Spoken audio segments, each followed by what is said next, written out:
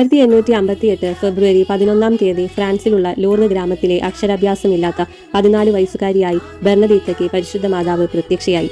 18 പ്രാവശ്യം ബെർണദീത്തയ്ക്ക് പ്രത്യക്ഷയായി. 9ാമത്തെ ദർശനത്തിൽ മാതാവ് ആവശ്യപ്പെട്ടതനുസരിച്ച് ചൂണ്ടിക്കാണിച്ച സ്ഥലത്ത് കൈകൊണ്ട് ഇളക്കി നോക്കി. ഉടനെ അവിടെ നിന്നൊരു ഉറവ പുറപ്പെട്ടു.